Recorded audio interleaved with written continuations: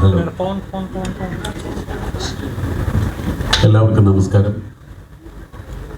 August 15-ാം തീയതി release ചെയ്യുന്ന നുണക്കുഴി എന്ന സിനിമയുടെ പ്രൊമോഷന് വേണ്ടിയിട്ടാണ് നിങ്ങളെല്ലാവരും ക്ഷണിച്ചിട്ടുള്ളത്. ജിത്തു ജോസഫ് സംവിധാനം ചെയ്യുന്ന സാധാരണ സിനിമകളിൽ നിന്നൊരു വ്യത്യസ്തമായ സിനിമയാണ്. ജിത്തുവിൻ്റെ ഒരു ജോണറിൽപ്പെട്ട സിനിമയല്ല. ഇതൊരു ഔട്ട് ആൻഡ് ഔട്ട് ഹ്യൂമർ ആണ്. തമാശ മാത്രം, ചിരിക്കാൻ വരുന്ന പ്രേക്ഷകരെ തൃപ്തിപ്പെടുത്താൻ വേണ്ടി മാത്രം ഉദ്ദേശിച്ചെടുത്തിട്ടുള്ളൊരു സിനിമയാണ്. വളരെ ഒരു ലൈറ്റർ സിനിമയാണ്. ആ സിനിമ 15-ാം തീയതി തിയേറ്ററുകളിലേക്ക് എത്തുകയാണ്. അപ്പോൾ മാക്സിമം ആളുകളെ തിയേറ്ററിലേക്ക് എത്തിക്കുക. ഈ സിനിമയുടെ ഒരു പ്രൊമോഷൻസിൻ്റെ ഉദ്ദേശം അതാണല്ലോ. അപ്പോൾ റിലീസിന് മുമ്പ് ഈ സിനിമയ്ക്ക് പരമാവധി പ്രേക്ഷകരെ 15-ാം തീയതി തന്നെ തിയേറ്ററിലേക്ക് എത്തിക്കാനുള്ള ഒരു ആഗ്രഹം കൊണ്ടാണ് നിങ്ങളോടൊക്കെ ഈ ചടങ്ങിൽ പങ്കെടുക്കാൻ സാധിച്ചിട്ടുള്ളത്. ഇതിൽ അഭിനയിച്ച പ്രധാന റോളുകൾ ചെയ്തിട്ടുള്ള കുറച്ചുപേര് ഇവിടെ എത്തിയിട്ടുണ്ട്. മറ്റു ചിലർക്ക് എത്താൻ സാധിച്ചിട്ടില്ല. അപ്പോൾ എൻ്റെ സംവിധായകനായ ജിത്തു ജോസഫ് ഇവിടെയുണ്ട്, റൈറ്റർ കൃഷ്ണകുമാറുണ്ട്, പിന്നെ നിങ്ങൾക്കറിയാവുന്ന പരിചയമുള്ള മുഖങ്ങളായ ഞങ്ങളെല്ലാവരും ഉണ്ട്. എല്ലാവർക്കും ഈ ചടങ്ങിലേക്ക് സ്വാഗതം. നമുക്ക് ഈ സിനിമയെക്കുറിച്ച് ഡയറക്ടർക്ക് എന്താണ് പറയാനുള്ളതെന്ന് ആദ്യം ചോദിക്കാം. അത് കഴിഞ്ഞ് കൃഷ്ണകുമാറിൻ്റെ ഈ പടത്തെക്കുറിച്ചുള്ള കാഴ്ചപ്പാട് എന്താണെന്ന് ചോദിക്കാം. അതിനുശേഷം ഞങ്ങൾ ഓരോരുത്തരും സംസാരിക്കാം. പിന്നെ നിങ്ങൾക്ക് ചോദിക്കാനുള്ള ചോദ്യങ്ങളും ചോദിക്കാം. ആദ്യം ജിത്തു ജോസഫിലേക്ക്. നമസ്കാരം. യൂഷ്വലി എൻ്റെ ഒരു എന്താ പറയുക, ശ്രീകണ്ഠൻ പറഞ്ഞ പോലെ ഒരു പാറ്റേൺ സിനിമ ഞാൻ ചെയ്യുന്നൊരു പാറ്റേണിൽ നിന്ന് കുറച്ച് വിഭിന്നമായി ഒരു ഹ്യൂമർ ട്രാക്കിലുള്ളൊരു ഇതാണ്. പക്ഷെ ഞാനിതിനു മുമ്പ് ഈ ജോണർ ചെയ്തിട്ടുണ്ട്. പക്ഷെ ഒരു വലിയ ഗ്യാപ്പ് വന്നു ഇൻ ബിറ്റ്വീൻ. അതുകൊണ്ട് തന്നെ ഞാനൊരു പടം തയ്യാറാക്കി മുന്നോട്ട് വരുമ്പോൾ എപ്പോഴും എല്ലാവരും പ്രതീക്ഷിക്കുന്ന ചില സസ്പെൻസ്, ട്വിസ്റ്റ്, അങ്ങനത്തെ ഒരു ഇതൊന്നും ഇതിൽ നിന്ന് പ്രതീക്ഷിക്കരുത്. അപ്പോൾ ഇതിനു മുമ്പ് ചെയ്തത് ഒരു പ്യുവർ കോർട്ട് റൂം ഡ്രാമയായിരുന്നു. ഇതൊരു ഒരു 2 മണിക്കൂർ തിയേറ്ററിൽ വന്നിരിക്കുക, എന്താ പറയുക, ചിരിക്കുക, സന്തോഷമായി വീടുകളിലേക്ക് മടങ്ങുക. അപ്പം നമ്മളിപ്പോൾ ഇത്ര സ്ട്രെസ്ഫുൾ ലൈഫിനകത്തൊരു റിലീഫിന് വേണ്ടിയാണല്ലോ ഇപ്പോൾ എല്ലാവരും സിനിമ കാണാൻ വരുന്നത്. അപ്പോൾ അതുകൊണ്ട് തന്നെ നിങ്ങളെല്ലാവരും തിയേറ്ററുകളിൽ വന്ന് ഈ സിനിമ കാണണം. ഇതിനകത്ത് വലിയൊരു താരനിരയുണ്ട്. എല്ലാവർക്കും ഇവിടെ എത്തിച്ചേരാൻ പറ്റിയിട്ടില്ല. വളരെ ഒരു മത്സരിച്ചുള്ളൊരു അഭിനയം ഇതിനകത്ത് നിങ്ങൾക്ക് തീർച്ചയായിട്ടും കാണാൻ പറ്റും. എല്ലാവരും അവരവരുടെ ക്യാരക്ടറുകൾ വളരെ മനോഹരമാക്കിയിട്ടുണ്ട്. അവർക്കതുപോലെ അഴിഞ്ഞാടാനുള്ള ഒരു അവസരം ആ സ്ക്രിപ്റ്റിനകത്ത് കൃഷ്ണകുമാർ ഒരുക്കിയിട്ടുണ്ടായിരുന്നു. വളരെ എന്താ പറയുക, നല്ല സോളിഡായിട്ടുള്ള ഒരു സ്ക്രിപ്റ്റാണ്. വ്യക്തമായ ഒരു തുടക്കവും ഒരു ഇൻ്റർവെലും ഒരു ഒടുക്കവും ഒക്കെയുള്ള ഒരു സോളിഡ് സ്ക്രിപ്റ്റായിരുന്നു. അപ്പോൾ തീർച്ചയായിട്ടും എല്ലാവരുടെയും ആശംസകളും അനുഗ്രഹങ്ങളും പ്രതീക്ഷിക്കുന്നു. എല്ലാവരും ഓഗസ്റ്റ് 15-ന് ഇത് തിയേറ്ററുകളിൽ തന്നെ വന്ന് കാണുക. കൃഷ്ണകുമാറിന് ഈ സിനിമയെക്കുറിച്ചുള്ള പറയാൻ എന്താ ഉള്ളതെന്ന് നോക്കാം.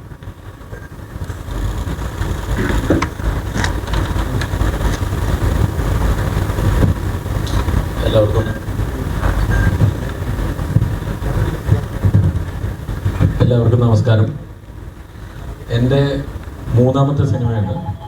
ഇതിനു മുമ്പുള്ള 2 സിനിമയും ജിത്തുവിൻ്റെ കൂടെയാണ്. ജിത്തുവിൻ്റെ കൂടെയുള്ള 3ാമത്തെ സിനിമ.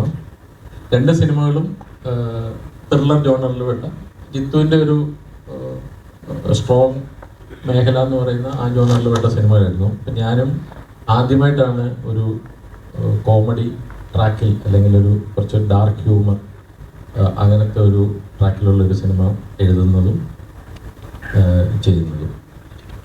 അപ്പോൾ ഈ സിനിമയിൽ ഒരു റൈറ്റിങ്ങിനകത്തിൽ ഒരു ഡിഫറെൻ്റായൊരു രീതി പരീക്ഷിച്ചിരിക്കുന്നത് എന്താണെന്ന് വെച്ച് കഴിഞ്ഞാൽ, രീതി എന്നല്ല, ഒരു എടുത്തു പറയാവുന്ന ഒരു 2-3 ട്രാക്കിലായിട്ട് കഥകൾ വന്നിട്ട് ഈ കഥകളെല്ലാം കൂടെ ഒരു മെർജ് ചെയ്യുന്ന പോലെയാണ് ഇതിൻ്റെ ഒരു റൈറ്റിംഗ് പാറ്റേൺ വന്നിരിക്കുന്നത്.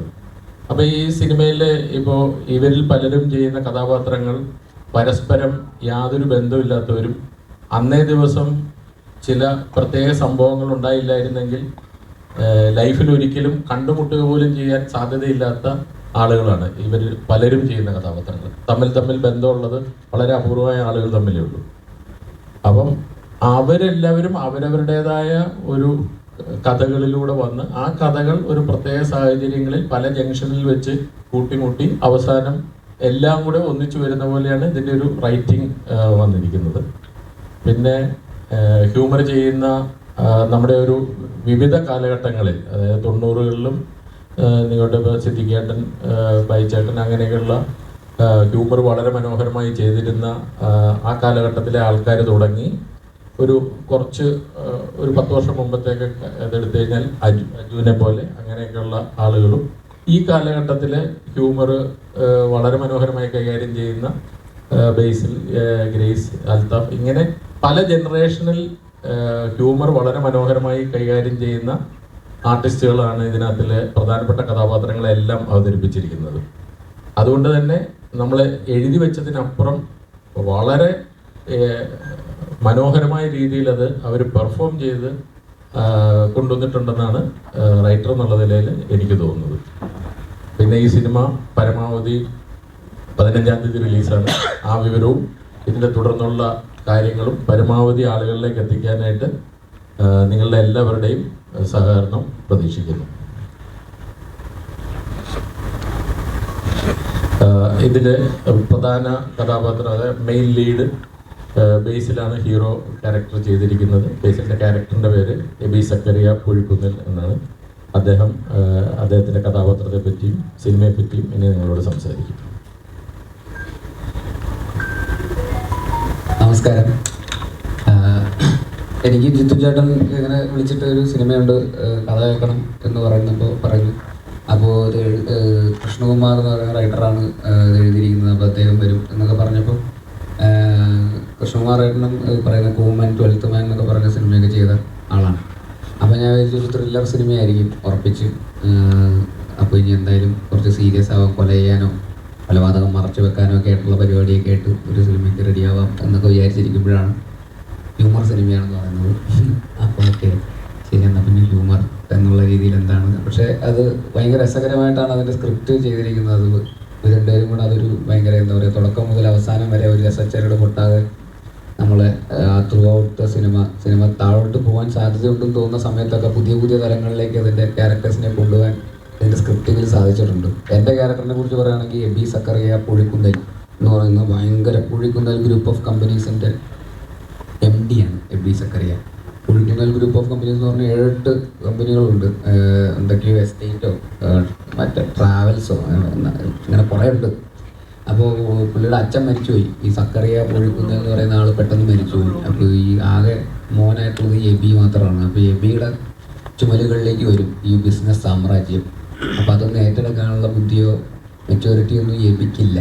അപ്പം അങ്ങനെ വന്നിട്ട്, പക്ഷേ വീട്ടിൽ നിന്നാണെങ്കിൽ മമ്മിയുടെ പ്രഷർ, എങ്ങനെയെങ്കിലും ഓഫീസിൽ പോയിരിക്കണം, നീ ബിസിനസ് നോക്കി നടത്തണം എന്നൊക്കെയുള്ള പ്രഷറിൽ അവസാനം ഓഫീസിൽ വന്നിരിക്കുകയാണ്. പുള്ളിയാണെങ്കിൽ ജസ്റ്റ് കല്യാണം കഴിഞ്ഞിട്ടേ ഉള്ളൂ. അപ്പോൾ അതിൻ്റെ ഒരു ആവേശമുണ്ട് പുള്ളിക്ക്, വീട്ടിൽ തന്നെ ഇരിക്കാനൊക്കെ ഉള്ളൊരാഗ്രഹം. അപ്പോൾ വീട്ടിൽ ഇങ്ങനെ കമ്പനിയിലേക്കൊന്നും വരാൻ പുള്ളിക്ക് ഒരു തരത്തിലും താല്പര്യമില്ല. അങ്ങനെ പുള്ളി ഓഫീസിൽ വരുന്നു. ഈ പറയുന്ന പോലെ ബാക്കി പുള്ളിക്ക് അപ്പോൾ ആറ്റിറ്റ്യൂഡ് പറ്റുള്ളൂ. കാരണം ആൾക്കാർക്ക് ഒരു ബഹുമാനം വേണമല്ലോ. പുള്ളി എന്താണ് എബി സക്കറിയ പുഴിക്കുന്നൽ ഗ്രൂപ്പിൻ്റെ ഓണറിൻ്റെ മോനാണ്. അപ്പോൾ അതുകൊണ്ട് ആൾക്കാർക്ക് കൂടെയുള്ള വർക്ക് ചെയ്യുന്ന ആൾക്കാർക്കൊക്കെ പുള്ളിയെ ബഹുമാനിക്കണം. അപ്പോൾ ബഹുമാനം ചോദിച്ചു വാങ്ങാനുള്ള തരത്തിലുള്ള ആറ്റിറ്റ്യൂഡൊക്കെയാണ് പുള്ളിക്ക്. ഡോർ തുറന്നു കൊടുക്കാൻ ആൾ വേണം. ഡോർ തുറന്നു കൊടുത്തില്ലെങ്കിൽ പുള്ളിക്ക് ദേഷ്യം വരും. തുറക്കാത്തത് കൈകൊണ്ട് ജസ്റ്റ് വലിച്ചാൽ തുറക്കാവുന്ന ഡോറൊക്കെ ഉള്ളൂ. അതൊക്കെ തുറന്നു വരണം ആരെങ്കിലും. ഓഫീസിൻ്റെ അകത്ത് വന്നിരുന്നു കഴിഞ്ഞാൽ പുള്ളിക്ക് ഫ്രഷ് ഫ്ലവേഴ്സ് വേണം, നട്ട്സ് വേണം. അങ്ങനെയൊക്കെ ആയിട്ട് പുള്ളിയുടേതായിട്ടുള്ള ഭയങ്കരമായിട്ടുള്ള ഡിമാൻഡ്സൊക്കെയാണ് പുള്ളിക്ക്. ഡോറങ്ങ് അടച്ചു കഴിഞ്ഞാൽ പുള്ളി അകത്തിരുന്ന് ഗെയിം കളിച്ചുകൊണ്ടിരിക്കില്ല പണി, വേറെ ഒന്നും അറിഞ്ഞൂടാ.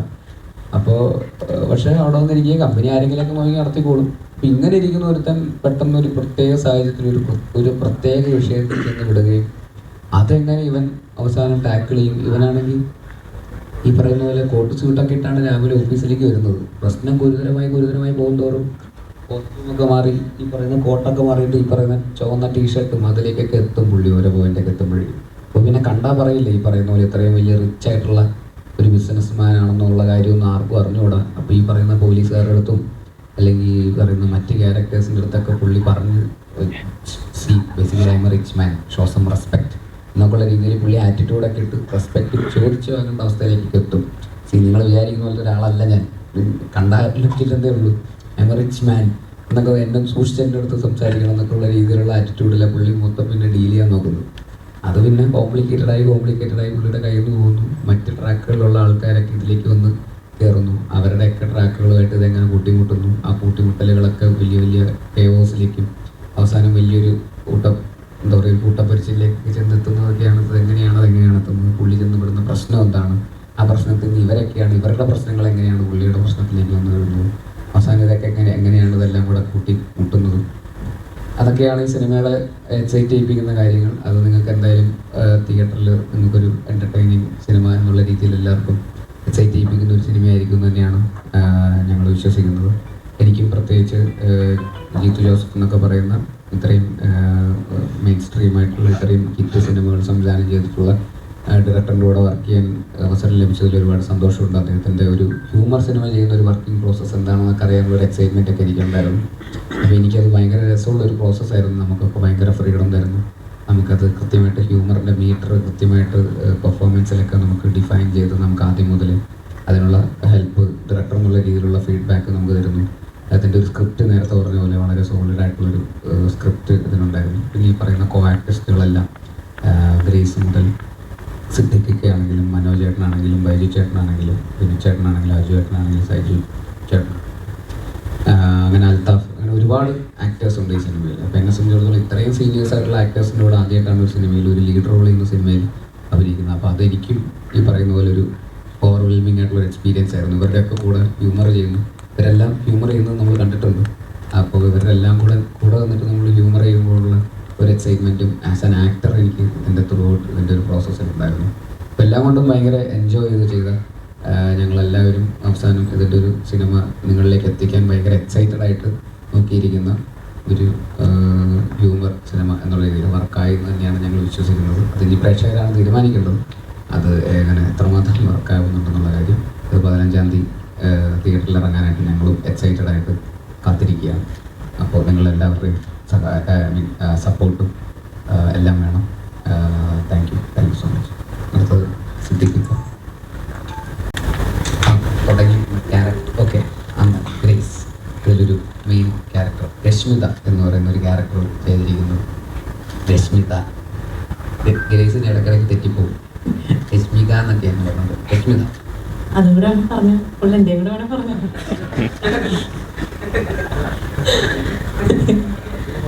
എല്ലാവർക്കും നമസ്കാരം. ഞാനും ബേസിലി പറഞ്ഞ പോലെ വിക്കു സാറിൻ്റെ ഒരു പടം ചെയ്യണം എന്നുള്ളൊരു ആഗ്രഹം മനസ്സിലുണ്ടായിരുന്നു. അപ്പോഴാണ് ഇങ്ങനൊരു അവസരം കിട്ടിയത്. ഞാനും ആദ്യം പ്രതീക്ഷിച്ചത് ഒരു ത്രില്ലർ പടമാണെന്നാണ്, പിന്നെയാണ് തമാശ മൂവിയാണെന്ന് അറിഞ്ഞത്. അതൊരു എക്സ്ട്രാ സന്തോഷം. തമാശ പടങ്ങൾ ചെയ്യാൻ ഭയങ്കര ഇഷ്ടമുള്ള കൂട്ടത്തിൽപ്പെടുന്ന ഒരാളാണ് ഞാൻ.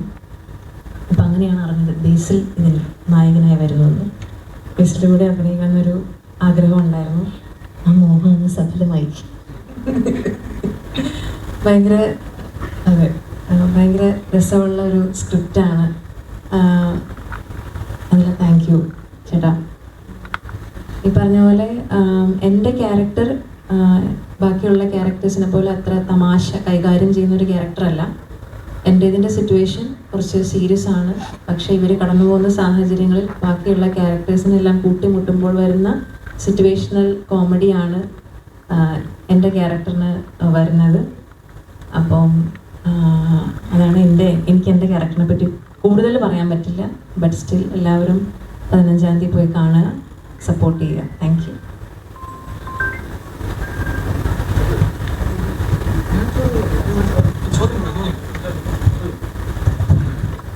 നിങ്ങൾക്ക് ഇനി എന്തെങ്കിലുമൊക്കെ സിനിമയെ സംബന്ധിച്ചുള്ള ചോദ്യങ്ങളുണ്ടെങ്കിൽ ചോദിക്കാവുന്നതാണ്. ജിത്തു സാർ, ഓക്കെ, നമസ്കാരം. ഈ പറഞ്ഞ പോലെ ഒരു ജിസ്റ്റോ എന്ന് പറയുമ്പോൾ ഒരു ഫീൽ ഗുഡ് സിനിമകളുടെ അങ്ങനത്തെ ഒരു കാറ്റഗറി ഉണ്ടായിരുന്നു. പിന്നെ തലവൻ എന്ന സിനിമ ചെയ്തപ്പോൾ ആ ടൈറ്റിൽ അങ്ങ് മാറി. അപ്പോൾ ജിത്തു ജോസഫ് എന്ന് പറയുമ്പോൾ ത്രില്ലർ എന്ന് പറയുന്നത് ഇപ്പൊ ഇത്രയും പേര് പറയുമ്പോഴും എല്ലാവരും പറയുന്നു ജിത്തു ജോസഫ് എന്ന് പറഞ്ഞ ത്രില്ലർ പടത്തിലായിരിക്കും എന്നൊരു പ്രതീക്ഷ ഉണ്ടായിരുന്നു. ആ ഒരു ടൈറ്റിൽ മാറ്റാൻ വേണ്ടി ഒരു ഇതാണ് ഇപ്പൊ മൈബോസിന് ശേഷം ചെയ്യുന്ന ഒരു കോമഡി പടം എന്ന ലെവലിലേക്ക്. അല്ല, ഞാൻ അങ്ങനെ മനഃപൂർവ്വം അതിനുവേണ്ടി മാറ്റാൻ വേണ്ടിയിട്ട് ചെയ്യുന്നൊന്നുമല്ല. ഞാൻ ഇതിനുമ്പോൾ മൈബോസ് ചെയ്തിട്ടുണ്ട്, ഫീൽ ഗുഡായിട്ട് മമ്മി ആൻഡ് മീ എന്നൊരു സിനിമ ചെയ്തിട്ടുണ്ട്, ലൈഫ് ഓഫ് ജോസൂട്ടി എന്ന് പറയുന്ന സിനിമ ചെയ്തിട്ടുണ്ട്. അപ്പം ഒരു ടോട്ടലി വേറൊരു ത്രില്ലർ അല്ലാതെ ഒരു ഇമോഷണൽ കോർട്ട് റൂം ഡ്രാമ ചെയ്തു. ഇതിനൊക്കെ മുമ്പ് ഈ കൃഷ്ണകുമാർ ഇങ്ങനെ പല കഥകൾ പറയുന്ന കൂട്ടത്തിൽ എന്നോട് പറഞ്ഞ ഒരു കഥയായിരുന്നു. അപ്പോൾ അതിൻ്റെ സ്ക്രിപ്റ്റ് റെഡി ആയിട്ട് വന്നു. സ്വാഭാവികമായിട്ടും എന്നെ അത് അട്രാക്ട് ചെയ്യാനുള്ള മെയിൻ കാരണം ഒരു ഹ്യൂമർ ബേസ്ഡ് ഫൺ സിനിമയായത് തന്നെയാണ്. അതിനകത്ത് എൻ്റെ എലമെൻറ്റ്സും നല്ലതാണ്. എൻ്റെ ഒരു ട്രാക്ക് കേട്ടപ്പോൾ ഭയങ്കര ഇൻട്രസ്റ്റിംഗ് ആയിട്ട് തോന്നി.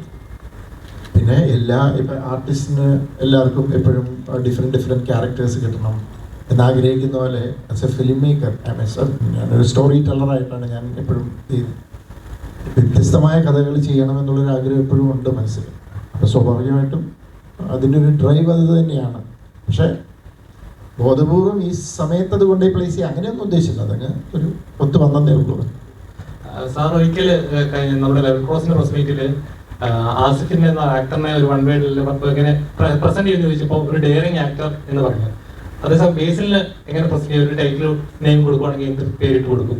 ബേസിലും ഞാനൊരു ക്വാളിറ്റി കാണുന്നുണ്ട്. എനിക്ക് പുതിയ ജനറേഷൻ പിള്ളേർക്ക് ഒരുമാതിരി എല്ലാവർക്കും തന്നെ അതുണ്ടെന്ന് തോന്നുന്നു. പക്ഷെ എല്ലാവർക്കും ഇല്ല. ചിലർ ഭയങ്കര ഇൻസെക്യൂറാണ്. അപ്പം ബേസിലും ഞങ്ങളുടെ സംസാരത്തിൽ ബേസിലും ചില ടൈപ്പ് ഓഫ് ക്യാരക്ടർ ചെയ്യാൻ താല്പര്യപ്പെടുന്നുണ്ടെന്ന് മനസ്സിലായി. അപ്പം അങ്ങനെ നോക്കുമ്പോൾ എനിക്ക് തോന്നുന്നു ആസിഫും ബേസിലും ഒക്കെ എന്തെങ്കിലും ചെയ്യാറുണ്ടാവണം. ഇവരെ തന്നെ ആസ് ആൻ ആക്ടർ ഞങ്ങൾക്ക് എന്തെങ്കിലും പെർഫോം ചെയ്യാനുണ്ടാവണം. അതെന്ത് വലുത് ചെറുത് അല്ലെങ്കിൽ പോസിറ്റീവ് നെഗറ്റീവ് അതൊന്നുമല്ല, പെർഫോം ചെയ്യാനുണ്ടാവണം എന്ന് പറയുന്നതാണ്. അപ്പം ആ ഒരു കാറ്റഗറിയിൽ ഈ പറഞ്ഞ പോലെ ഇതുവരെയായിട്ട് ഡയറിങ് അറ്റംപ്റ്റ് എടുത്തിട്ടില്ല. പക്ഷെ ഇത് എടുക്കും ഭാവിയിൽ എന്നെനിക്ക് നല്ല വിശ്വാസമുണ്ട്.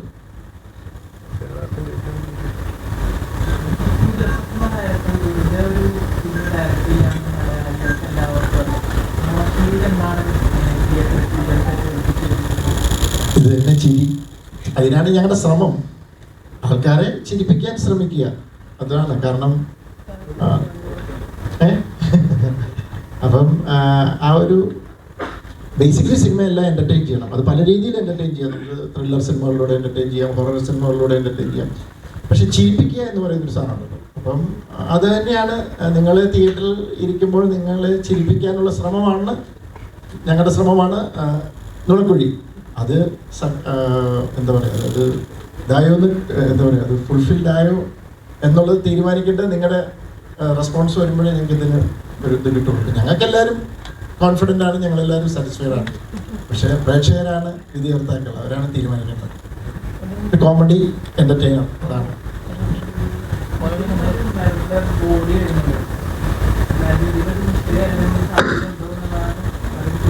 അത് നിങ്ങൾ സിനിമ ആണ്, അതിന് എനിക്ക് ഒത്തിരി ഇപ്പോൾ പറയാൻ പറ്റത്തില്ല.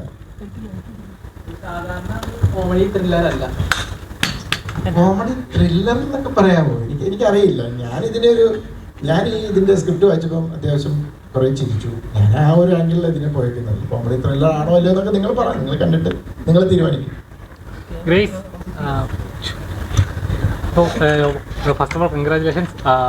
ഇപ്പോൾ നാഗേന്ദ്രൻ സാഹിമോൺ നല്ല രീതിയിൽ ഓടിക്കൊണ്ടിരിക്കുന്നു. അപ്പോൾ അതിലെ താങ്കൾ ചെയ്ത കഥാപാത്രം വളരെയധികം വൈറലായിക്കൊണ്ടിരിക്കുക. അപ്പോൾ ഏറ്റവും കൂടുതൽ പ്രശംസിച്ചിരിക്കുന്നു, റീൽസിലൂടെ റീക്രിയേറ്റ് ചെയ്യുന്നു. അപ്പോൾ ആ ഒരു കഥാപാത്രം വളരെ ഇൻഫ്ലുവൻസ് ചെയ്തായിരുന്നു. എത്ര റീൽസിലായാലും ശരി, ആ ഒരു ക്യാരക്ടർ നല്ല രീതിയിൽ ഇൻഫ്ലുവൻസ് ചെയ്തായിരുന്നു. ഈ സിനിമയിലെ കഥാപാത്രം എത്രത്തോളം ഇൻഫ്ലുവൻസ് ചെയ്യുന്ന ഒരു കഥാപാത്രം എത്രത്തോളം അട്രാക്റ്റഡ് ആണ്? ഇത് ആക്ച്വലി ഞാൻ പറഞ്ഞ പോലെ ആദ്യം സാറിൻ്റെ തമാശ പടമാണെന്ന് വിചാരിച്ചപ്പം കേട്ടപ്പോൾ ഞാൻ വിചാരിച്ചത് എൻ്റെ ക്യാരക്ടർ നല്ല കോമഡി ഭയങ്കരമായിട്ട് കോമഡി ചെയ്യുന്നൊരു ക്യാരക്ടറാണെന്നാണ് വിചാരിച്ചത്. പിന്നെയാണ് സ്ക്രിപ്റ്റ് വായിച്ചപ്പോഴത്തേക്കും ഈ പറഞ്ഞ പോലെ എൻ്റെ ക്യാരക്ടറിന് ബേസിക്കലി നമ്മൾ തമാശ ചെയ്യുന്ന പോലെ ഉള്ളൊരു ക്യാരക്ടറല്ല. ആ ക്യാരക്ടറിൻ്റെ സിറ്റുവേഷൻ അല്ലെങ്കിൽ അവിടെ അവർ കടന്നു പോകുന്ന ജീവിത സാഹചര്യം ഭയങ്കര സീരിയസ് ആണ്. പക്ഷേ എനിക്ക് കൂടുതൽ കോമ്പിനേഷൻസ് വരുന്നത് ഈ എബി സക്കറിയ എന്ന് പറയുന്ന ഒരു ക്യാരക്ടറുമായിട്ടാണ്. ഇയാളുടെ ഈ പറഞ്ഞ ബേസിൽ പറഞ്ഞ പോലെ ക്യാരക്ടർ മനസ്സിലായിരുന്നല്ലോ, കുറച്ച് മണ്ടത്തരങ്ങളും കുറച്ച് പക്വതയില്ലായ്മയും ഒക്കെ ഉണ്ട്. അപ്പം അത് നമ്മുടെ ക്യാരക്ടറെ ഒന്ന് കൂട്ടിമുട്ടുമ്പോൾ ഉണ്ടാകുന്ന സിറ്റുവേഷണൽ കോമഡീസ് ആണ് അവിടെ സംഭവിക്കുന്നത്. അപ്പം അങ്ങനെ ചോദിക്കുകയാണെന്നുണ്ടെങ്കിൽ ഭയങ്കര രസമായിട്ടാണ് പരിപാടി വർക്ക് ആയിരിക്കണം. കാരണം ഇത് എപ്പോഴും തമാശ ചെയ്യുമ്പോൾ നമുക്ക് എപ്പോഴും ഒറ്റയ്ക്ക് നിന്ന് സ്കോർ ചെയ്യാനായിട്ട് പറ്റില്ല. എപ്പോഴും നമ്മുടെ കൂടെ നിൽക്കുന്ന ആക്ടർ നമ്മൾ അതിനൊരു സപ്പോർട്ട് ചെയ്യുക, അല്ലെങ്കിൽ ആ ക്യാരക്ടറും ഈക്വലി അത് കയറി വന്നാൽ മാത്രമേ അവരൊരു തമാശ ഫീൽ ചെയ്യും, നമുക്കൊരു ചിരി വരികയും ചെയ്യുള്ളൂ. അങ്ങനെ നോക്കുമ്പോൾ എനിക്ക് കിട്ടിയിരുന്ന കോ ആക്ടേഴ്സ് എല്ലാവരും അതിൻ്റെ അപ്പുറം, നമ്മൾ പ്രതീക്ഷേൻ്റെ അപ്പുറം തമാശ കൊടുക്കുന്ന ആൾക്കാരാണ്. അപ്പോൾ എനിക്ക് ബേസിലിൻ്റെ കൂടെ വർക്ക് ചെയ്തപ്പോൾ എനിക്കതാണ് ഫീൽ ചെയ്തത്. നല്ല കമ്മ്യൂണിക്കേറ്റ് ചെയ്യാൻ ഭയങ്കര എളുപ്പമാണ്. നമുക്ക് എന്തെങ്കിലും ഒരു സജഷൻ ചോദിക്കാൻ ഫ്രീ ആയിട്ട് നമുക്ക് ചോദിക്കാൻ പറ്റും. അതിൻ്റെ ഇടയിൽ ഒരു ഈഗോ ഇല്ല. എന്തെങ്കിലും സംശയം ചോദിച്ചു കഴിഞ്ഞാൽ പറഞ്ഞു തരാനും നമുക്ക് തോന്നുന്ന സജഷൻസ് പറയാനും നമുക്കൊരു സ്പേസ് ഉണ്ട്. അപ്പോൾ ഇതൊക്കെയാണ് എനിക്ക് ആ ക്യാരക്ടറിന് ഓർക്കുമ്പോൾ എനിക്ക് ഓർമ്മ വരുന്ന കാര്യങ്ങൾ ഇതൊക്കെയാണ്. ഇപ്പം ബേസിൽ എന്ന ഡയറക്ടറിനെ മലയാളി പ്രേക്ഷകർക്ക് എല്ലാവർക്കും അറിയാം. വേറൊരു വിഷണറി ഉള്ള അല്ലെങ്കിൽ ഇതുവരെ കണ്ടിട്ടില്ല എല്ലാം എക്സ്പ്ലോർ ചെയ്യാൻ ആഗ്രഹിക്കുന്ന ഒരു ഡയറക്ടറിൽ വേർഷൻ നമ്മൾ കണ്ടിട്ടുണ്ട്. പക്ഷെ ഒരു ആക്ടർ ലെവലിലേക്ക് വരുമ്പോഴേക്കും നമ്മുടെ ഒരു ഹോംലി ഒരു ആക്ടർ അല്ലെങ്കിൽ നമുക്ക് പെട്ടെന്ന് കണ്ടാൽ ചിരിക്കാൻ നമ്മുടെ കൂട്ടത്തിൽ ഒരാളുടെ അങ്ങനത്തെ ഹോംലി ക്യാരക്ടേഴ്സാണ് കൂടുതൽ ചെയ്യുന്നത്. ഇതിലും അതുപോലെ തമാശ നിറഞ്ഞ I am a rich gentleman എന്നൊക്കെ പറയുന്ന ഡയലോഗ് ട്രെയിലർ കണ്ടായിരുന്നു. അപ്പോൾ ഈ ക്യാരക്ടർ പേഴ്സണലി നമ്മളൊരു കഥാപാത്രം കേൾക്കുമ്പോൾ നമുക്കുണ്ടാകുന്ന ഒരു ഫീലിംഗ് ഉണ്ടല്ലോ, എത്രത്തോളം റിലേറ്റ് ചെയ്യാൻ പറ്റും? ഇല്ല, ക്യാരക്ടറിനെ കുറിച്ച് ഞാൻ ആദ്യം പറഞ്ഞ ഡിസ്ക്രിപ്ഷനൊക്കെ തന്നെയാണ്. നമുക്ക് ഇപ്പം ഞാൻ പറഞ്ഞതിലൊരു റിലേറ്റ് ചെയ്യാൻ പറ്റുന്ന ഒരു റിലേറ്റബിൾ അല്ലേ ആ ക്യാരക്ടർ. കുറച്ചുകൂടെ നമ്മളെപ്പോലൊക്കെ കുറച്ച് കാശൊക്കെ ഉണ്ടെന്നേ ഉള്ളൂ, പക്ഷേ ബേസിക്കലി നമ്മളെപ്പോലൊക്കെ ഉള്ള വളരെ റെഗുലർ ആയിട്ടുള്ള ഒരാൾ തന്നെയാണ്. അയാളുടെ സിറ്റുവേഷൻ അതിലും റിലേറ്റബിൾ ആയിരിക്കും മിക്കവാറും. അയാളുടെ സാഹചര്യം സിനിമ കാണുമ്പോൾ മനസ്സിലാവും. അപ്പോൾ അത് ഭയങ്കര റിലേറ്റബിൾ ആയിരിക്കും. അപ്പോൾ അതൊക്കെ കൂടെ വരുമ്പോഴാണ് ഇത് വീണ്ടും ആ ഒരു റെഗുലർ സിനിമ തന്നെയാണ്.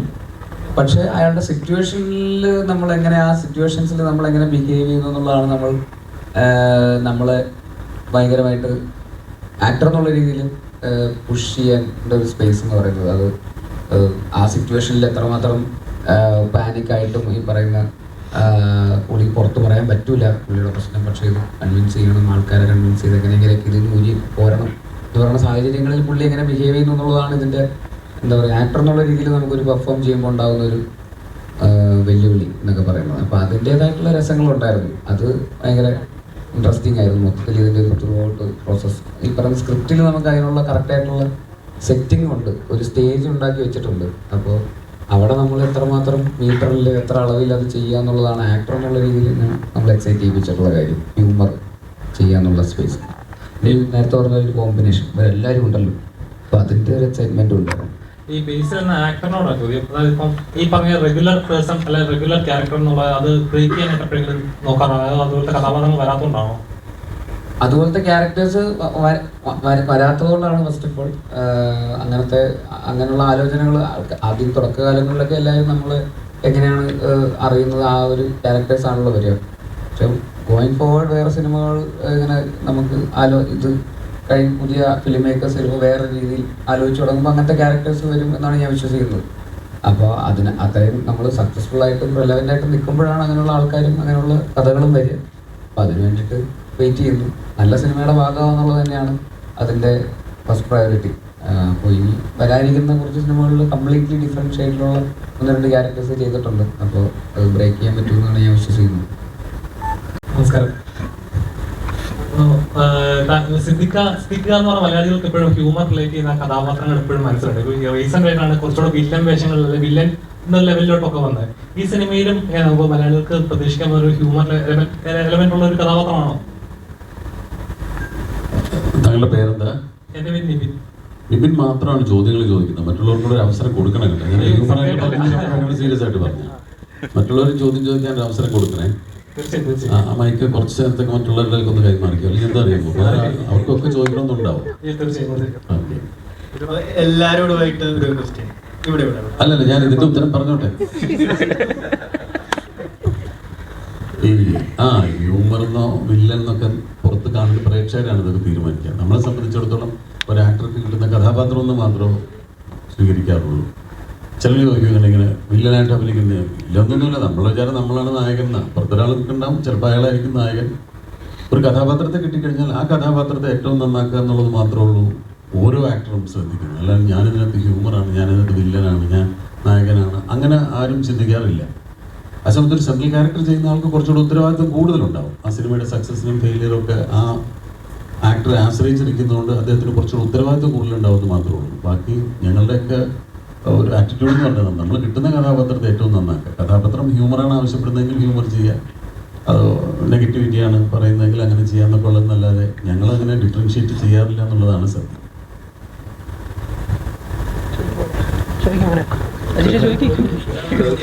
എല്ലാവരോടുമായിട്ടൊരു ക്വസ്റ്റ്യൻ. സിനിമ ഭയങ്കര ഫണ്ണാണ്, കോമഡി ആണെന്നൊക്കെ പറഞ്ഞു, അതുകൊണ്ടാണ് എല്ലാവരും ഇത്ര സീരിയസ് ആയിട്ടിരിക്കുന്നത്? അതല്ല, ഉച്ചയ്ക്ക് ഭക്ഷണം കഴിച്ചിട്ട് നല്ല ഉറക്കം വരുന്നുണ്ട് എല്ലാവർക്കും. സീരിയസ്നെസ് അല്ല, എല്ലാം നല്ല ഉറക്കം തൂങ്ങും. അതുകൊണ്ടാണ് ആർക്കും ഒരു സീരിയസ്നെസ് ഇല്ല. എല്ലാവരും വളരെ ഫണ്ണായിട്ട് തന്നെയാണ് ഇരിക്കുന്നത്. ഞങ്ങൾ തിരിച്ചാണ് അങ്ങോട്ട് ചോദിക്കണമെന്നിരിക്കുന്നത്. നിങ്ങളെന്താ എല്ലാവരും മിണ്ടാതെ ഇങ്ങനെ ഇരിക്കുന്ന ഒരു എന്താ അദ്ദേഹത്തിന്റെ പേര് പറഞ്ഞാൽ നിതിൻ, അദ്ദേഹം മാത്രം ചോദിക്കുന്നത് എന്തുകൊണ്ടാണെന്ന് ഞാൻ ചോദിച്ചതുപോലെ അതാ ഞങ്ങൾക്ക് തോന്നിയത് തിരിച്ചാണ്. അല്ല, ബേസിലേട്ടനാണെങ്കിൽ മാത്രം ആദ്യം ഇച്ചിരി കോമഡി പറയാൻ നോക്കി, അതാണെങ്കിൽ വർക്കായത്. ഇതേ നമ്മൾ ഈ സിനിമയിൽ അഭിനയിക്കുമ്പോൾ ഓപ്പോസിറ്റ് ആൾ നന്നായിട്ട് പെർഫോം ചെയ്യുമ്പോൾ ഇപ്പുറത്തെ ആളും നന്നായിട്ട് ചെയ്യും. അപ്പൊ നിങ്ങളൊന്ന് ലൈവ് ആകുമ്പോൾ ഞങ്ങൾ ലൈവ് ആവും. ഇപ്പൊ താഴെ നിന്ന് ഭക്ഷണം കഴിച്ചു വന്നെങ്കിൽ പറഞ്ഞ പോലെ കൊണ്ട മധുരമൊക്കെ അടിച്ച് കയറ്റി വരും. അതിന്റെ ഞാൻ തമാശ പറഞ്ഞിട്ട് നിങ്ങൾ റിയാക്ട് ചെയ്ത പോലും ഇല്ല. പിന്നെ എന്റെ കൂടങ്ങ് പോയി. ഇനിയിപ്പോ എന്ത് പോകും? എന്നാലും ഇതിക്ക് ആദ്യം ഇൻട്രൊഡക്ഷൻ പറഞ്ഞിരുന്നെങ്കിൽ എല്ലാ ആൾക്കാരും സ്വയം ഒന്ന് പറഞ്ഞിട്ട് പിന്നെ എല്ലാവർക്കും ചോദ്യങ്ങൾ ചോദിക്കാവുന്ന. ബേസിലേട്ടൻ ഇങ്ങനെ പറഞ്ഞു തുടങ്ങിയപ്പോ ഇവിടെ എല്ലാവരും ഒന്ന് പറഞ്ഞു തുടങ്ങി ഇതെന്ത് ഇനി സിനിമയുടെ കഥ മുഴുവൻ പറയുമെന്ന്. ആ തരത്തിൽ പുള്ളി വേറെ രീതിയിൽ സംസാരിച്ചു പോയി. ഇനി ഒരു മറുപടി പറയാം. സിനിമയുടെ പേരെന്നാ? നുണക്കുഴി. പറഞ്ഞല്ല സത്യമാണ് നിങ്ങൾ കരുതുന്നുണ്ടോ? അതൊന്നും വിശ്വസിച്ച് നിങ്ങൾ തിയേറ്ററിലേക്ക് കാണാൻ പോകണ്ട. ഞാൻ മാത്രം എല്ലാവരും സ്വയം ഒന്ന് പറയാന്ന് വിചാരിച്ചല്ല അങ്ങനെയൊക്കെ വിചാരിച്ചാണ് ഇരുന്നത്. പക്ഷെ ഫുൾ ബേസിൽ പറഞ്ഞു കഴിഞ്ഞു. അപ്പൊ അതാണ് അസീസ് പറഞ്ഞത്, ഇനി ക്ലൈമാക്സ് കൂടെ പറയാനുള്ളൂ എന്ന് പറഞ്ഞാൽ. അപ്പൊ അതുകൊണ്ടാണ് നിങ്ങൾ ഓരോരുത്തർ ഒരു കാര്യം ചെയ്യാം, നമുക്ക് അസീസിൽ നിന്ന് തുടങ്ങാം, എന്നിട്ട് ഇങ്ങനെ പോവാം. അസീസ്, ക്ലൈമാക്സ് ഞാൻ 15-ാം തീയതി പറയാം. ഞാൻ എക്സൈറ്റ്മെന്റ് ആണ്. കാരണം എന്ന് പറഞ്ഞാൽ മിമിക്രി എന്ന് വരുമ്പോൾ തന്നെ സിനിമ അഭിനയിക്കുക എന്നുള്ളൊരു ആഗ്രഹമുണ്ട്. പക്ഷെ അതിലുപരി സാറിനെ പോലത്തെ ഡയറക്ടറിൻ്റെ സിനിമയിലൊക്കെ ഒരു ക്യാരക്ടർ കിട്ടുക എന്നൊക്കെ പറഞ്ഞാൽ അതും ഭയങ്കര ഒരു ഭാഗ്യം തന്നെയാണ്. അതും നല്ലൊരു ക്യാരക്ടർ തന്നെയാണ് കിട്ടിയിട്ടുള്ളത്. സിനിമയെക്കുറിച്ചൊന്നും ഒരുപാടൊന്നും പറയാനില്ല. ഒരു ഫണ്ണ് എലമെന്റ് തന്നെയാണ്. കാരണം ഞാനൊക്കെ സത്യം പറഞ്ഞാൽ ഭയങ്കര പേടിച്ചാണ് ഞാൻ ലൊക്കേഷനിലൊക്കെ പോയത്. ജിത്തു സാറിനൊക്കെ പേടിച്ചാണ് പോയത്. പക്ഷെ സാറെന്ന് പറഞ്ഞാൽ ഭയങ്കര കൂളായിരുന്നു. നമ്മളടുത്തൊക്കെ സത്യം പറഞ്ഞാൽ സാറ് ഉഗ്ര ആക്ടർ കൂടെയാണ്. നമുക്ക് എങ്ങനെയാണ് അഭിനയിക്കേണ്ടതെന്ന് എനിക്ക് പറഞ്ഞുകൂടാ തരും സാർ. അപ്പൊ എന്തായാലും അല്ലേ അതെ സാറ് പറഞ്ഞു തരും. പിന്നെ രണ്ടാമത് നമ്മളെന്തെങ്കിലും ഹ്യൂമർ നമുക്ക് തന്നെ പേടിയാണ്. ഇപ്പം സാറ് ഫുള്ള് സ്ക്രിപ്റ്റിൽ പോകുന്ന ഒരു സംഭവത്തിൻ്റെ ഇടയിൽ എന്തെങ്കിലും ഹ്യൂമർ ചേർക്കാൻ വേണ്ടി പേടിയായിരുന്നു ആദ്യം. പക്ഷെ സാറിൻ്റെ അടുത്ത് ചോദിച്ചപ്പോൾ സാറ് അത് ധൈര്യമായിട്ട് ചെയ്തോളാൻ പറയും. ചിലത് ചെയ്യാതിരിക്കുമ്പോൾ സാറ് വിളിച്ച് പറയുക ചെയ്യും, അത് ചെയ്യും. ഭയങ്കര ഒരു രസമായിരുന്നു. എന്തായാലും പടം ഒരു വൻ വിജയമാകട്ടെ എന്ന് ആത്മാർത്ഥമായി പ്രാർത്ഥിക്കുന്നു. അതുപോലെ നിങ്ങളുടെ സപ്പോർട്ടും വേണം. Thank you so much. പറ, ചുരുക്കി കഴിച്ചല്ലേ? ഞാൻ പറയാം. ഞാൻ വളരെ ഹാപ്പിയാണ്. കുറേ നാൾ അവസരം ചോദിച്ച് കിട്ടിയ സിനിമയാണ്. ഇതേപോലെ മുന്നേ അവസരം ചോദിച്ചൊരു സിനിമ കിട്ടി. പ്രിയൻ സാർ, ലാൽ സാർ ഒപ്പം കാത്തൊരു കോമഡി പടം പ്രിയൻ സാർ, ലാൽ സാർ കോമ്പിനേഷൻ ചെയ്യാന്ന് വെച്ചപ്പോൾ ത്രില്ലറായി പോയി. അങ്ങനെ കാത്ത് ജിത്തു സാറിൻ്റെ പടം ഒരു ത്രില്ലർ ചെയ്യാന്ന് വെച്ചപ്പോൾ അത് കോമഡി ആയി പോയി. പക്ഷേ ഐ ആം വെരി ഹാപ്പി. ഈ കോമഡിയിൽ എനിക്കൊരു സ്പേസ് കിട്ടിയതിലും അത് തീർച്ചയായിട്ടും അദ്ദേഹം വളരെ കാൽക്കുലേറ്റീവാണ്. പ്രേക്ഷകർക്ക് ഒരു എൻ്റർടൈൻമെൻറ്റ് കോഷ്യൻ്റ് മനസ്സിൽ കണ്ടുകൊണ്ടാണ് സിനിമകൾ ഒരുക്കുന്നത്. ഈ പ്രാവശ്യവും അങ്ങനെ തന്നെ ആവും എന്നുള്ള ഞങ്ങളുടെ പ്രതീക്ഷ നിലനിൽക്കട്ടെ. Thank you.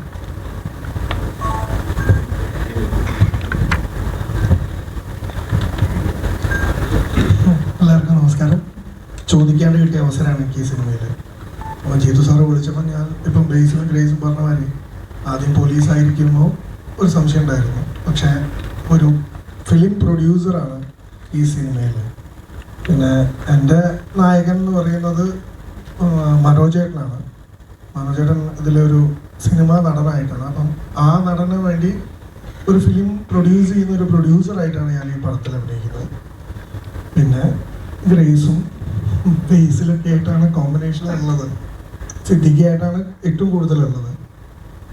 പിന്നെ ഇവരൊക്കെ പറഞ്ഞത് തന്നെ എല്ലാവരും തിയേറ്ററിൽ പോയി പടം കാണാൻ വിജയിപ്പിക്കും. Thank you. അത് ചേട്ടാ, എനിക്കൊരു ചോദ്യം ചോദിക്കാനുണ്ട്. ഒരു തുണ്ടുപടത്തിൽ താങ്കളായിരുന്നു ഹീറോ, ഇദ്ദേഹമായിരുന്നു ഡയറക്ടർ. പിന്നീട് തിരയിൽ ഇദ്ദേഹം അസിസ്റ്റന്റ് ഡയറക്ടറായിട്ട് വന്നു. വർഷങ്ങൾ ഇപ്പുറം ഇദ്ദേഹം ഹീറോ ആയി. ഇന്നോട് കൂടി ഒരു എത്തിയിരിക്കുന്നു. ഞാനൊക്കെ ഡയറക്റ്റ് ഒരു കോ ആക്ടർ എന്ന രീതിയിൽ ഇദ്ദേഹത്തിന്റെ കരിയറിൽ ഈ അത്ഭുതകരമായ വളർച്ച എങ്ങനെ നോക്കി കാണുന്നു? ഈ അടുത്തൊരു ഇന്റർവ്യൂവിൽ പറഞ്ഞായിരുന്നു, അതൊന്നും ഞാനങ്ങനെ പൊതുവെ അളക്കുന്നില്ല. പക്ഷെ വളരെ നമ്മളെ ഒരാൾ അട്രാക്ട് ചെയ്യുമെന്ന് പറയില്ല, ചില ആക്ടേഴ്സിന് ആ പവർ ഉണ്ട്. തീർച്ചയായിട്ടും നമ്മളുടെ ലെജൻഡറി ആക്ടേഴ്സ് ഇവിടെ ഇരിക്കുന്നതിൽ ഉൾപ്പെടെ നമുക്ക് ആ പവർ ഫീൽ ചെയ്യുന്നത് പ്രേക്ഷകരായ നമുക്ക് ആ ഒരു മാഗ്നറ്റിക് പുള്ള് ബേസിൽ സ്ക്രീനിൽ വരുമ്പോൾ എനിക്ക് ഫീൽ ചെയ്യാറുണ്ട്. ബേസിൽ പല സമയത്ത് എന്നോട് അദ്ദേഹത്തിൻ്റെ ചോയ്സുകളിൽ റെപ്പറ്റീഷൻ ഉണ്ടോ എന്നൊക്കെ ഉള്ളൊരു ഇൻസെക്യൂരിറ്റി അല്ല, കൺസേൺ. അത് ഏതൊരു ആക്ടർക്കും വേണമല്ലോ. പക്ഷെ ഞാൻ വളരെ കൃത്യമായിട്ട് പറയുന്നത്, ഇപ്പോൾ ജാനേമനിലെ ജോയ്മോനും ജയകയിലെ രാജേഷും പാലത്തു വരുമ്പോഴും എല്ലാത്തിനും ടോട്ടാലിറ്റി നോക്കുമ്പോൾ വേറൊരാളാണ്. തീർച്ചയായിട്ടും നുണപ്പുഴി വരുമ്പോഴും എബി എന്ന് പറഞ്ഞ ആളും വേറെ തന്നെ ആയിരിക്കും. ഞാൻ സിനിമ കണ്ടിട്ടില്ല. ഞാൻ വളരെ ആസ്വദിക്കുന്ന, ഇപ്പോൾ എല്ലാ പ്രേക്ഷകർക്കും മലയാളികൾക്കും ഉള്ളൊരു സന്തോഷമുണ്ടല്ലോ, ബേസിലെ കാണുമ്പം ആ ചിരി കേൾക്കുമ്പോൾ നമുക്ക് ചിരിക്കാൻ തോന്നും. അത് അങ്ങനെ തന്നെ ഉണ്ടാകും. സിദ്ദിഖ്, റൈറ്റർ KK അദ്ദേഹം ആദ്യം പറഞ്ഞു 90കളിൽ കോമഡി വളരെ നന്നായി ചെയ്തിരുന്ന ഒരു ആക്ടറാണ് താങ്കൾ. അപ്പോൾ ജഗദീഷ് ചേട്ടൻ തുടങ്ങിയ എക്സ്പീരിയൻസ്ഡ് ആയിട്ടുള്ള ഒരുപാട് ആക്ടറുകൂടെ നന്നായിട്ട് അഭിനയിച്ച താങ്കൾ ഈ പുതിയ ജനറേഷനിലുള്ള ആൾക്കാരും കൂടെ അഭിനയിക്കുമ്പോൾ എന്ത് തോന്നുന്നു? പിടിച്ചു നിൽക്കാൻ വലിയ പ്രയാസമാണ്.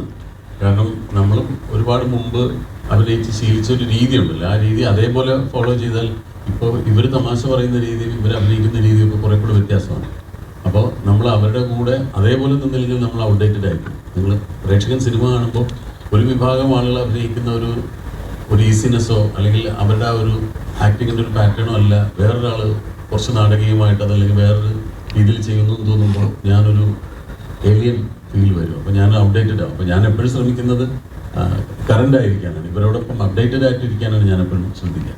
ഈ അജുവൊക്കെ വന്ന കാലം തൊട്ട് ഞാനുമായിട്ട് വളരെ അടുപ്പം സൂക്ഷിക്കുന്ന ആളുകളാണ്. അതെന്തുകൊണ്ടാണെന്ന് വെച്ചാൽ എനിക്ക് അവരുമായിട്ടുള്ള കമ്പനി ഞാൻ വളരെയധികം എൻജോയ് ചെയ്യുന്ന ആളാണ്. ഇപ്പോൾ ആദ്യം അജു എൻ്റെ കൂടെ അഭിനയിക്കുന്ന സമയത്ത് എൻ്റെ അടുത്ത് ഒന്ന് പരിചയപ്പെട്ട് സംസാരിച്ചിട്ട് പറഞ്ഞു, അത് ഞങ്ങൾക്കൊക്കെ പേടിയായിരുന്നു നിങ്ങൾക്ക് അടുത്തേക്ക് വന്ന് സംസാരിക്കാൻ. അവരെപ്പോഴും അങ്ങനെ മാറി നിൽക്കും. അത് അവരുടെ ഒരു മടിയുണ്ടാണ്. ഇപ്പോൾ ഞാൻ ആദ്യം സിനിമയിൽ അഭിനയിക്കാൻ വന്ന സമയത്ത് എൻ്റെ സീനിയർ ആക്ടേഴ്സിൻ്റെ അടുത്ത് എനിക്കും ചെന്ന് സംസാരിക്കാൻ ഭയമാണ്. കാരണം നമ്മുടെ സിനിമയ്ക്ക് പുറത്ത് നിന്ന് ഇവരെ നടീനടന്മാരായിട്ട് കണ്ടിട്ടുള്ള ആളുകളാണ്. അപ്പോൾ അവരോട് എപ്പോഴും ഒരു ആരാധനയും ബഹുമാനവും കൂടും. അപ്പോൾ ഞാനെപ്പോഴും ഇവരൊക്കെ വന്നു കഴിഞ്ഞാൽ ഞാൻ ഇവരോട് കൂടുതൽ അടുപ്പം കാണിക്കുകയും ഇവരോട് കൂടുതൽ ഇടപഴകുകയും ചെയ്യുമ്പോൾ നമുക്ക് ഇവരുടെ ഒരു രീതികൾ മനസ്സിലാവുകയും അതേപോലെ അഭിനയിക്കാൻ സാധിക്കുകയും ചെയ്യുമെന്ന് വിശ്വസിക്കുന്ന ഒരാളാണ് ഞാൻ എപ്പോഴും. അപ്പോൾ അവരുടെ ഒരു പാറ്റേണിലേക്ക് ഞാൻ മാറാനാണ് എപ്പോഴും ഞാൻ ശ്രദ്ധിച്ചുകൊണ്ടിരിക്കുന്നത്. അതല്ലെങ്കിൽ ഞാൻ ഔട്ട്ഡേറ്റഡ് ആയി പോകുന്ന ചിന്തയും ഭയവുമാണ് എനിക്കുള്ളത്.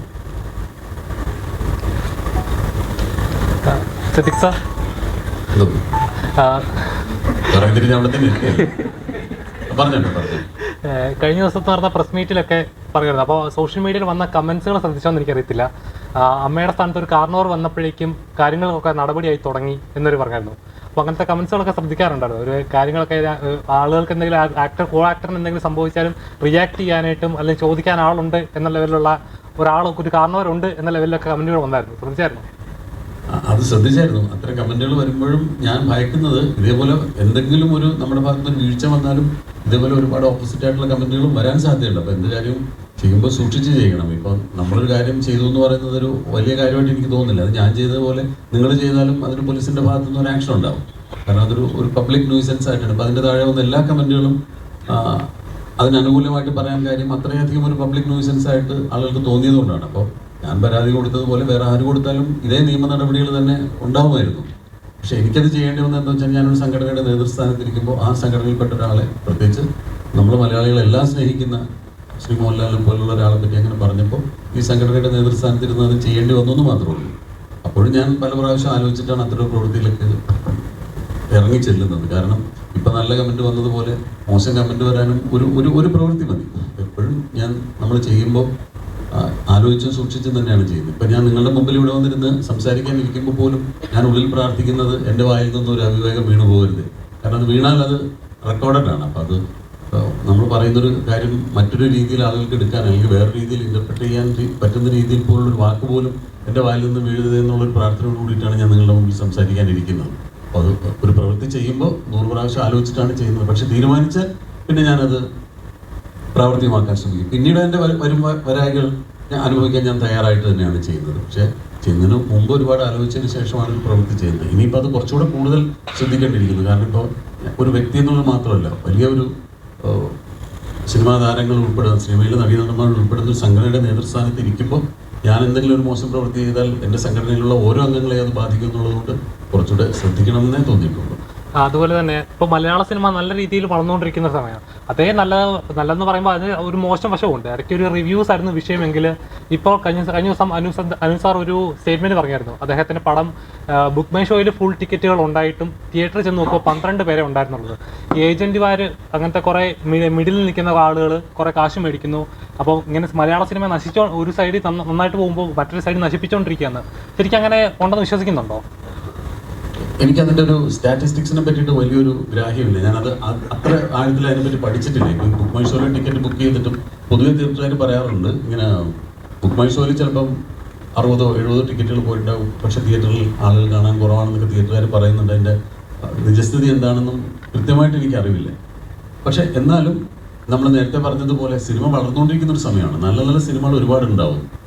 ഒരു നല്ല സിനിമ തിയേറ്ററിൽ വന്നു കഴിഞ്ഞാൽ അതിനിപ്പോൾ ഒരു പ്രീ പബ്ലിസിറ്റി ഇല്ലെങ്കിലോ ഒന്നും അതിന് സിനിമയെ ബാധിക്കില്ല. ആ സിനിമ അർഹിക്കുന്ന പ്രാധാന്യത്തോടുകൂടി അതല്ലെങ്കിൽ അർഹിക്കുന്ന വിജയം അത് കിട്ടുമെന്ന് വിശ്വസിക്കുന്ന ഒരാളാണ് ഞാൻ. ഇപ്പോൾ ഈ നേരത്തെ പറഞ്ഞ ജാനമൻ എന്ന് പറയുന്ന സിനിമ, ആ സിനിമ ഇറങ്ങിയെന്നാണ് ഞാൻ അങ്ങനത്തെ ഒരു സിനിമ ഉണ്ടെന്നുള്ളത് അറിയുന്നത്. ഞാൻ അതിനു മുമ്പ് അതിൻ്റെ ഒരു പ്രീ പബ്ലിസിറ്റിയെ കുറിച്ചൊന്നും ഞാൻ ബോധവാനായിരുന്നില്ല. പക്ഷേ ആ സിനിമ ഇറങ്ങി അതിനെപ്പറ്റി ജാനമൻ ആ സിനിമ ഇറങ്ങി അതിനെ കിട്ടിയ അഭിപ്രായം കൊണ്ട് അത് വളർന്നു കയറി വന്നു. രോമാഞ്ചം എല്ലാം അങ്ങനെയാണ്. ഇപ്പോൾ ആവേശം എന്ന് പറയുന്ന സിനിമ കുറേ നാളായ അതിൻ്റെ ഷൂട്ടിങ്ങിനെ പറ്റി നമ്മൾ കേൾക്കുന്നുണ്ട്. പക്ഷേ തിയേറ്ററിൽ വന്നിട്ട് ആ സിനിമ ഉണ്ടാക്കുന്ന ഒരു ഇമ്പാക്റ്റ് അത് തന്നെയാണ് സിനിമയുടെ അൾട്ടിമേറ്റ് വിജയം എന്ന് വിശ്വസിക്കുന്ന ഒരാളാണ്. അതല്ലാതെ ബുക്ക് മൈ ഷോയിലെ റേറ്റിങ്ങോ അതൊക്കെ നമുക്ക് എവിടെയെങ്കിലും പറയാം എന്നല്ലാതെ അതല്ല, ജനങ്ങൾ തീരുമാനിക്കും. അവർ നിഷ്പക്ഷരാണ്. നല്ല സിനിമ കണ്ട കൈയടിക്കുകയും മോശം സിനിമ കണ്ട പോവുകയും ചെയ്യും. അതിന് അവർക്കിനി അവർ വേറൊന്നും ഒരു ക്രൈറ്റീരിയ ആയിട്ട് എടുക്കാറില്ല. അവരെ രസിപ്പിക്കുന്ന സിനിമകൾക്ക് കൈയടിക്കുക, മോശം സിനിമകൾക്ക് അവർ പോവും. അപ്പോൾ അത് മാത്രമാണ് ഞങ്ങളെപ്പോഴും കീനായിട്ട് വാച്ച് ചെയ്യാൻ ശ്രമിക്കുന്നത്. മറ്റ് റെക്കോർഡ്സോ സ്റ്റാറ്റിസ്റ്റിക്സോ ഞങ്ങൾ അത്രയധികം ശ്രദ്ധിക്കാറില്ല എന്നുള്ളതാണ് സത്യം.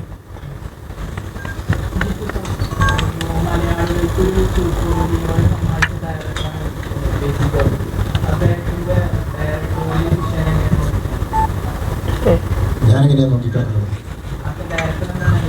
അല്ല, വളരെ എന്താ പറയുക, ഈ പുതിയ രീതികൾ അവലംബിക്കാനും പുതിയ പരീക്ഷണങ്ങൾ നടത്താനും ചങ്കൂറ്റമുള്ള ഒരു സംവിധായകനാണ്. കാരണം ഇപ്പം പുള്ളി ഒരു പ്രൊജക്റ്റിലേക്ക് പോകുന്നതും അത്യാവശ്യം വളരെ എന്താ ചില്ലറക്കളിയല്ല അത്. അപ്പം അങ്ങനത്തെ അടുത്ത ലെവലിലേക്കുള്ള ഹയർ എന്താ പറയുക ഒരു ഇതിലുള്ള സിനിമകൾ ഞാനൊക്കെയാണെങ്കിൽ ഒന്ന് പഠിക്കും. പക്ഷെ ബേസിലിനെ പോലെ ഇപ്പോൾ ഒരു അപ്കമിങ് 3 പടം ചെയ്തു അല്ലേ.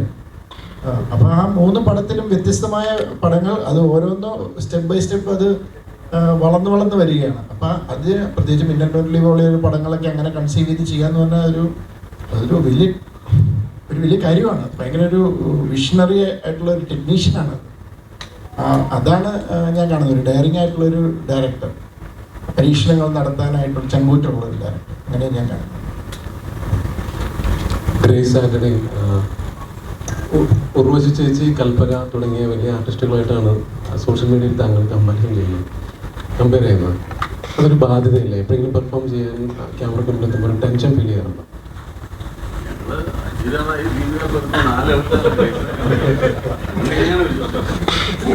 പെർഫോമൻസ്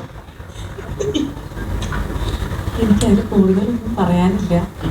കാരണം എല്ലാവരും ചോദിക്കുമ്പോൾ അതിനുള്ള മറുപടി ഓൾറെഡി ഞാൻ പറഞ്ഞു. അത് ആ ഒരു ടൈമിലേ ഉള്ളൂ. അത് ഇപ്പോൾ തമാശ ഞാൻ ചെയ്തുകൊണ്ടാണ് ഇപ്പോൾ അങ്ങനത്തെ ഒരു സംഭവം വന്നത്. അടുത്ത ഒരു സീരിയസ് ക്യാരക്ടർ ചെയ്യുമ്പോൾ അത് ആൾക്കാരത് മറന്നിട്ട് വീണ്ടും അടുത്തതിലേക്ക് പോകും. അപ്പോൾ ഒന്ന് കഴിഞ്ഞ് അതിനെ അവിടെ വിട്ട് അടുത്ത വർക്കിലേക്ക് കോൺസെൻട്രേറ്റ് ചെയ്യാന്നുള്ളത് മാത്രമേ അത് എടുക്കുന്നുള്ളൂ. അല്ലാതെ പോകുന്ന വർക്കിലെല്ലാം അതിൻ്റെ ഒരു ഭാരം കൊണ്ടുപോവുക, അതേ ഒരു ഇമേജ് കൊണ്ടുപോവുക, അവരിങ്ങനെ പറഞ്ഞു ഞാൻ ഇതേ ഇമേജ് ക്രിയേറ്റ് ചെയ്യണം, അങ്ങനത്തെ ഒന്നും എടുക്കാറില്ല. ഒന്നത് കഴിഞ്ഞു അത് വിട്ട് അടുത്ത വർക്കിലേക്ക് കോൺസെൻട്രേറ്റ് ചെയ്യുക, അത്രേ ഉള്ളൂ. അതിന് ചിലർ കൊടുക്കുന്ന ഇത് ഒരു വിശേഷിച്ച് അല്ലെങ്കിൽ കൽപ്പിച്ചേച്ചിയെ പോലെ അങ്ങനെയല്ലത്. അവർ ഭയങ്കര വേഴ്സറ്റൈൽ ആക്ടർ. പൊതുവേ പെൺകുട്ടികൾ അല്ലെങ്കിൽ അവർ ആക്ട്രസസ് ഹ്യൂമർ ചെയ്യുന്നത് വളരെ കുറവാണ്. അവരത് ചെയ്യുമായിരുന്നു. ആ ലീഗിലേക്ക് ഒരാൾ വന്നു. പക്ഷേ ഗ്രേസിനെ സംബന്ധിച്ചിടത്തോളം ഗ്രേസിൻ്റെതായ ഒരു ശൈലിയുണ്ട്. അല്ലാതെ അവരെ പോലെ അഭിനയിക്കുന്നില്ല. വേഴ്സറ്റാലിറ്റിയിലാണ് അവർ ആ ഇതിൽ വന്നിരിക്കുന്നത്. അടുത്തതായിട്ട് നോട്ട് വെയിറ്റിംഗായിട്ട് എല്ലാവരും വെയിറ്റ് ചെയ്യുന്നത് അദ്ദേഹത്തെ രണ്ടാമത്തമാണ്. അതിനെ കുറിച്ച് എന്താണ് പറയാനുള്ളത്? അപ്പോൾ മലയാളത്തിൻ്റെ ഒരു കലവര മാറ്റാൻ സാധ്യതയാണ്. അല്ല, നുണക്കുഴി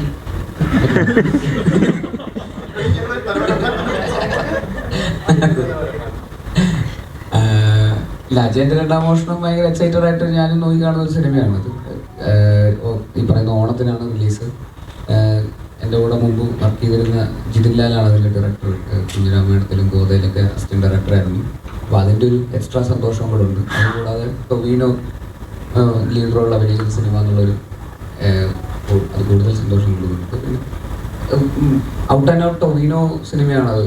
അവൻ 3 റോളുകൾ ചെയ്യുന്നുണ്ട് ആ സിനിമയിൽ 3 കാലഘട്ടങ്ങളിലൊക്കെ ആയിട്ട്. അപ്പോൾ അതിൻ്റേതായിട്ടുള്ള ത്രൂ ഔട്ട് ടൊവിനോ സിനിമയാണ്. ജിതിൻ കുറേ കഷ്ടപ്പെട്ടിട്ട് 7-8 വർഷമായിട്ട് ആ സിനിമയുടെ പിന്നാലെയാണ്. അത്രയും സ്കെയിലിൽ ആദ്യത്തെ സിനിമ ചെയ്യാന്ന് പറഞ്ഞാൽ അത്ര എളുപ്പമുള്ള കാര്യമില്ല. ഇത്രയും ബജറ്റൊക്കെ വെച്ചിട്ട് ഇത്രയും ടെക്നീഷ്യൻസിനെ കൺവിൻസ് ചെയ്യണം, പ്രൊഡ്യൂസേഴ്സിനെ കൺവിൻസ് ചെയ്യണം, ആക്ടേഴ്സിനെ കൺവിൻസ് ചെയ്യണം. ഇതെല്ലാം ഒരു 8 വർഷത്തെ ജേണിയാണ് അതിൻ്റെ സ്റ്റാർട്ടിങ് മുതൽ അവസാനം വരെ. എപ്പോഴാണ് ഞാൻ ഷൂട്ട് ചെയ്തത് എനിക്ക് ഓർമ്മയുണ്ട് 2 വർഷം മുമ്പ് കണ്ടാണ് ഷൂട്ട് ചെയ്തതൊക്കെ. അപ്പോൾ അത് കഴിഞ്ഞ് ഇത്രയും സമയം എടുത്തു. അത് പോസ്റ്റ് പ്രൊഡക്ഷനും ഒക്കെ കഴിഞ്ഞപ്പോൾ ഓണത്തിന് വരുന്നു, ഫൈനലി തിയേറ്ററിലേക്ക് എത്തുന്നു, ആൾക്കാരുടെ മുമ്പിലേക്ക് എത്തുന്നു എന്നുള്ളത് ഭയങ്കര സന്തോഷം നൽകുന്നുണ്ട്, ഭയങ്കര എക്സൈറ്റ്മെൻ്റ് ഉണ്ട്. ആ സിനിമ ഈ പറയുന്ന പോലെ അതിൻ്റെ VFXും അതിൻ്റെ സ്കെയിലും ആക്ഷനും ഒക്കെ ആയിട്ട് അതിനൊരു വലിപ്പമുണ്ട്. അത് തലവര മാറ്റുമെന്നുള്ള കാര്യം നമുക്ക് സിനിമ ഇറങ്ങി കഴിയുമ്പോഴേ അറിയുള്ളൂ. പക്ഷെ അവർ അതിൻ്റേതായിട്ടുള്ള ഹോംവർക്ക് ചെയ്ത് അതിനനുസരിച്ചുള്ള ഒരു എഫേർട്ട് അവരിട്ടിട്ടുണ്ട്. അപ്പോൾ ആ എഫേർട്ട് സത്യസന്ധമാണെങ്കിൽ അതിനനുസരിച്ചിട്ടുള്ള റിസൾട്ട് അവർക്ക് കിട്ടും എന്ന് തന്നെയാണ് നമ്മൾ വിശ്വസിക്കുന്നത്. രാജുവേട്ടനാണ് ഫാമിലി സ്റ്റാർ എന്ന് പറഞ്ഞത്. അപ്പോൾ ഈ നുണക്കുഴി ഇറങ്ങിയതിന് ശേഷം ഫാമിലി സ്റ്റാർ എന്നുള്ള ഒരു പദവി നിലനിൽക്കുകയോ അല്ലെങ്കിൽ അതിനൊരു മാറ്റം?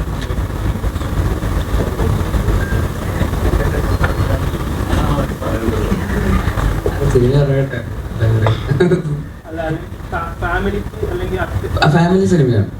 ഓക്കെ, അതാണ് ഒക്കെ ചെയ്യുന്നതെങ്കിൽ ഫാമിലി ഒരു പ്രോപ്പർ ഫാമിലി സിനിമ തന്നെയാണ്, അതിനൊരു സംശയമില്ല.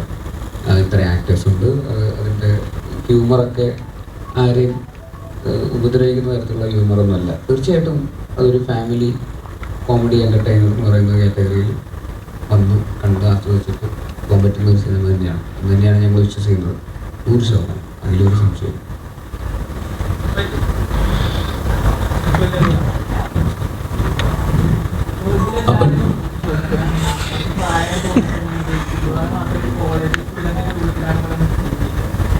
ബാക്കിയുള്ള എല്ലാവർക്കും നല്ല പ്രായമുണ്ട് മോനെ. ബേസിൽ മാത്രം പ്രായമില്ല.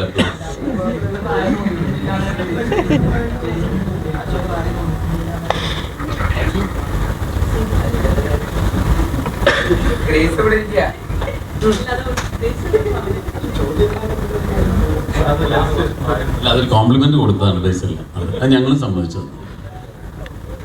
എന്തായാലും ഒരുപാട് സന്തോഷം ഇത്രയും സമയം നിങ്ങളോടൊപ്പം ചെലവഴിക്കാൻ സാധിച്ചത്. ഇത് ഞങ്ങളൊക്കെ വേറെ ഒരു ജോലികൾ ചെയ്തുകൊണ്ടിരിക്കുന്നതിൻ്റെ ഇടയിൽ നിന്ന് ഓടി വന്നതുകൊണ്ടാണ്. അപ്പോൾ ഈ സിനിമ ഒരു വൻ വിജയമാക്കി തീർക്കാൻ നിങ്ങളുടെ ഭാഗത്തുള്ള ശ്രമം വളരെ വലുതാണ്. അത് ഇത് പ്രേക്ഷകരിലേക്ക് എത്തിച്ചിട്ട് പ്രേക്ഷകർക്ക് ഈ സിനിമ കാണണം എന്നൊരു തോന്നലുണ്ടാക്കത്തക്ക രീതിയിലുള്ള ഒരു പ്രചാരണം നിങ്ങളുടെ ഭാഗത്തുണ്ടാവണം എന്നുള്ള അഭ്യർത്ഥനയോടെ എല്ലാവർക്കും ഒരിക്കൽ കൂടി നന്ദി.